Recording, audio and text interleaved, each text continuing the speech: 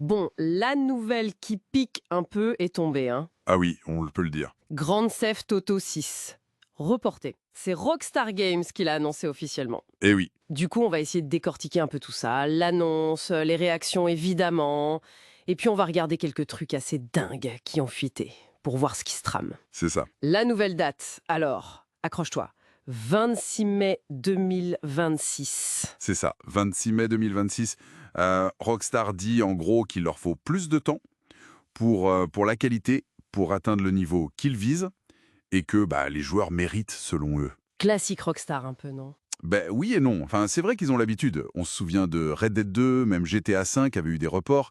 C'est un peu leur marque de fabrique, cette quête de la perfection, quitte à faire attendre. Et les réactions en ligne, j'imagine même pas, hein. C'est parti dans tous les sens, comme toujours. Ouais, ça doit aller de la frustration pure, genre bullshit, dégoûté. Oui, des trucs comme ça, bien sûr. Mais aussi, étonnamment, pas mal de résignation, presque. Ah bon? Ouais, beaucoup disent, bon, ok, c'est long, c'est chiant, mais on préfère attendre qu'avoir un Cyberpunk 2, tu vois. Ah oui, la comparaison qui fait mal. C'est vrai que ça, personne ne veut le revivre. Donc la patience l'emporte un peu au final. C'est un peu ça. Mais bon, au-delà des joueurs, ce report, ça a des impacts bien réels, hein. J'imagine. Financièrement déjà, pour Take-Two? Exactement, Take-Two, la maison mère. Pour eux, c'est un coup dur. Ils avaient promis une année fiscale 2025-2026 historique, en misant tout sur GTA 6. Ça tombe un peu à l'eau, là. Ouch. Et pour les autres studios, les concurrents? C'est presque une bonne nouvelle alors, hein. C'est un peu le paradoxe, oui. Pour les autres gros éditeurs, c'est un soulagement, en fait. Ah ouais! Mais oui, fin 2025, le calendrier se libère d'un coup. Plus besoin de se dire comment on évite le rouleau compresseur GTA 6. Ça pourrait même délier les langues pour les conférences de l'été 2025, qui sait. Plus d'annonces peut-être. Intéressant. Et pour les consoles, Sony, Microsoft? Pareil, ça reporte l'effet boost. On attendait GTA 6 pour faire vendre de la PS5, de la Xbox Series, peut-être même une PS5 Pro. Faudra attendre 2026. Et pour nous, les joueurs, au final? Plus d'attente. Mais avec l'espoir, toujours, d'avoir un jeu nickel à la sortie, stable, complet. Ce qui nous ramène à la question, pourquoi c'est si long? Qu'est-ce qui est si compliqué dans ce développement? C'est là que les fuites deviennent intéressantes, non? Celles de réflexe notamment. Oui, alors attention, hein, ce sont des fuites. Rien d'officiel, faut rester prudent. Bien sûr, bien sûr. Mais ce qu'elles montrent, si c'est vrai, c'est une ambition démesurée, carrément. On parle de détails de réalisme assez fous. Genre, des PNJ, les passants, quoi, qui pourraient prendre des selfies.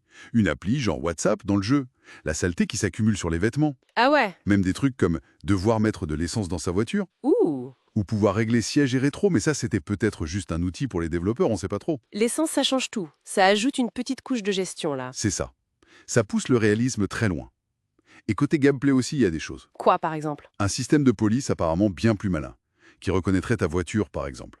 Les flics arriveraient peut-être plus progressivement, de manière plus réaliste. Pas juste des étoiles qui apparaissent et tout le monde te tombe dessus direct. Voilà. Et la roue des armures. Tu pourrais jeter une arme, en ramasser une par terre. Des petits détails, mais qui ajoutent à l'immersion. Et puis, le retour d'éléments un peu RPG. Comme dans San Andreas. Un peu l'idée, ouais. Gérer la fatigue, la faim, peut-être des compétences à améliorer, mais sûrement intégrées de façon plus moderne, plus subtile. Et l'environnement. On parle de Vice City, mais il y a d'autres choses. Apparemment, oui. Les fuites mentionnent un stade de baseball, le Frika Field, un métro fonctionnel qu'on pourrait utiliser, Ah, cool. la pêche, de la plongée sous-marine, et puis des trucs plus bizarres, une mention du triangle des Bermudes ou d'un skunk ape, le Bigfoot local de Floride, quoi. Triangle des Bermudes. Carrément. Ça ouvre des possibilités. C'est ça laisse imaginer des zones peut-être plus mystérieuses, des easter eggs poussés. C'est énorme en fait, toute cette accumulation de détails, de systèmes, la police, l'essence, la faim, la pêche, le métro, le skunk ape. Est-ce que c'est pas trop? Est-ce qu'ils vont réussir à faire tenir tout ça ensemble? C'est la grande question, je crois. L'ambition est folle, c'est clair. On voit bien pourquoi ils ont besoin de temps. Oui, là ça justifie le report, d'une certaine manière. Exactement.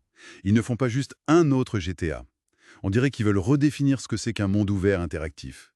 C'est vertigineux. Donc si on essaye de synthétiser un peu tout ça, ce report, bon ok, ça fait râler sur le coup, C'est sûr. mais ça colle avec l'image de Rockstar. Des perfectionnistes qui veulent tout casser, quitte à nous faire patienter. Tout à fait. Et la complexité qu'on entrevoit dans les fuites, ça montre l'ampleur du chantier. C'est pas juste une ville, c'est un monde qu'ils construisent. En résumé, On prend notre mal en patience jusqu'au 26 mai 2026. C'est ça. Mais tout ce qu'on entend, ça donne quand même l'impression qu'on pourrait avoir un truc vraiment hors norme. Mhm. Et ça soulève une dernière question, peut-être la plus intéressante au fond. Vas-y. Vu cette avalanche de détails, de systèmes, d'ambitions qui semblent presque délirantes parfois dans les leaks, la vraie question c'est peut-être plus si le jeu sera bon, on peut raisonnablement leur faire confiance là-dessus, non? Oui, en général, ils déçoivent pas sur la qualité finale. Voilà, mais c'est plutôt comment. Comment ils vont réussir à faire en sorte que tout ça fonctionne ensemble? Que ce soit cohérent, que ce soit fun, et pas juste une liste de features empilées les unes sur les autres. L'intégration de tout ça d'ici 2026, c'est peut-être ça leur plus grand défi technique et de game design. Faire que la mayonnaise prenne, avec tous ces ingrédients, c'est un sacré pari. Exactement. Bon, on a le temps d'y penser d'ici mai 2026. L'attente continue, mais avec de quoi spéculer.